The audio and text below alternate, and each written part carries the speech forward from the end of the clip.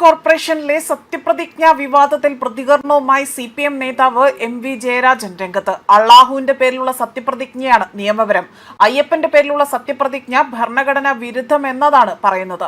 നിയമസഭാ തെരഞ്ഞെടുപ്പിലുണ്ടായ കനത്ത പരാജയത്തിനെ അംഗീകരിക്കാൻ ഇപ്പോഴും CPMന് കഴിയുന്നില്ല എന്നതും വർഗീയമായി തന്നെ വിവാദമുണ്ടാക്കി കൂടുതൽ പ്രശ്നങ്ങൾ സൃഷ്ടിക്കാനുള്ള ആസൂത്രിതമായ നീക്കമാണ് ഇവർ നടത്തുന്നത്.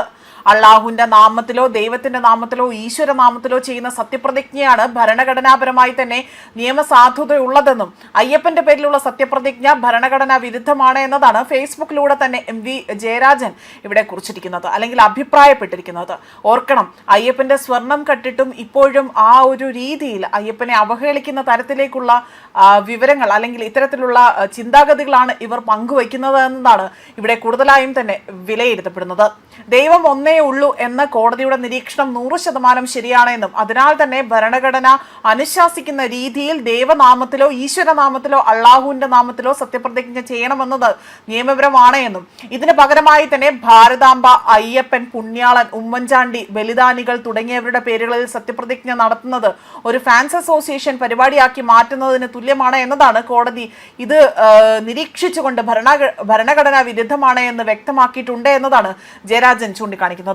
അയ്യപ്പന്റെ പേരിൽ നടത്തിയ സത്യപ്രതിജ്ഞ അസാധുവാണ് എന്നത് കോടതി പറഞ്ഞ സാഹചര്യത്തിൽ അത്തരത്തിൽ ജനങ്ങളിൽ നിന്ന് നേടിയ വോട്ടുകൾക്കും നിയമസാധുതയുണ്ടോ എന്ന ചോദ്യവും ഇപ്പൊ ഇവിടെ ഉയർത്തിയിരിക്കുകയാണ്. ഇതൊന്നും തങ്ങൾക്ക് തിരിച്ചടിയല്ല എന്നും മേയറുടെ നിലപാട് ജനങ്ങളെയും കോടതിയെയും ഒരേപോലെ തന്നെ വിഡ്ഢികളാക്കാനുള്ള ശ്രമമാണ് എന്നും ഇവിടെ വിമർശനാത്മകമായി പറയുകയാണ് ചെയ്യുന്നത്.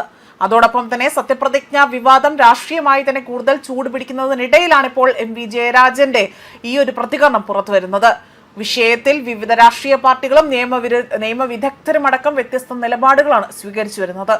അതായത് ഒരു വശത്ത് ദൈവത്തിന്റെ പേരിൽ നാടകം കളിക്കുന്ന ഇക്കൂട്ടർ മറുവശത്ത് നിയമവ്യവസ്ഥയെയും ജനാധിപത്യത്തെയും വെല്ലുവിളിച്ചുകൊണ്ട് കാപ്പ പ്രതിക്ക് സംരക്ഷണം നൽകുകയാണ് എന്നതാണ് ജയരാജൻ മറ്റൊരു രീതിയിൽ പറയുന്നത്. ഒരു വശത്ത് കപടഭക്തി നടിക്കുക, മറുവശത്ത് കാപ്പ കേസിൽ പ്രതിയായ സ്വന്തം കൗൺസിലറെ വെള്ളപൂശിക്കൊണ്ട് സംരക്ഷിക്കുക. എല്ലാം തിരിച്ചറിയുന്ന ജനങ്ങളിൽ നിന്ന് ചുരുങ്ങിയ നാളുകൾ കൊണ്ട് തന്നെ BJP പൂർണ്ണമായും ഒറ്റപ്പെട്ടു കഴിഞ്ഞു എന്നതും ജയരാജൻ ഇവിടെ ഫേസ്ബുക്ക് പോസ്റ്റിലൂടെ കുറിക്കുന്നുണ്ട്.